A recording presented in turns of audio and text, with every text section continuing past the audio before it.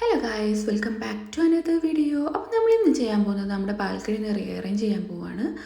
ഈ ബാൽക്കണിയിൽ എപ്പോഴും നല്ല പൊടി ഉണ്ടാവും കേട്ടോ. നമ്മളെന്നും ക്ലീൻ ചെയ്യണം, പക്ഷേ നമ്മളെന്നും ക്ലീൻ ചെയ്യാറില്ല.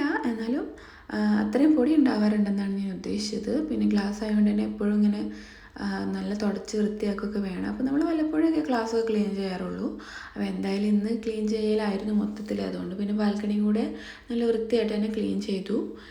ഈ ഒരു ഊഞ്ഞാൽ നമുക്ക് ഉള്ളിലേക്ക് എടുത്ത് വെക്കാം, പക്ഷേ അതൊക്കെ ഇങ്ങനെ വേർപ്പെടുത്തി കഴിഞ്ഞാൽ ഉള്ളിലേക്ക് വെക്കാൻ പറ്റും. അപ്പോൾ പിന്നെ നമ്മൾ അവിടെ തന്നെ ഇരിക്കട്ടെ എന്ന് വിചാരിച്ചു.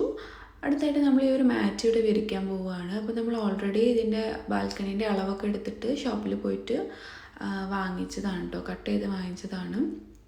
അപ്പോൾ ഈ സ്റ്റാൻഡ് ഉള്ളിലേക്ക് എടുത്ത് വെക്കേണ്ട മടി കാരണം നമ്മൾ അങ്ങോട്ടും ഇങ്ങോട്ടും വെച്ചിട്ട് ആണ് ഈ മാറ്റൊക്കെ വിരിക്കുന്നത്. കാരണം രണ്ടും നല്ല വെയിറ്റാണ്. മാറ്റും നല്ല വെയിറ്റ് ഉണ്ടായിരുന്നു, ഈ ഒരു സ്റ്റാൻഡും നല്ല വെയിറ്റ് ഉണ്ടായിരുന്നു. അപ്പോൾ എങ്ങനെയൊക്കെയോ ഒരുവിധം നമ്മൾ വിരിച്ചു.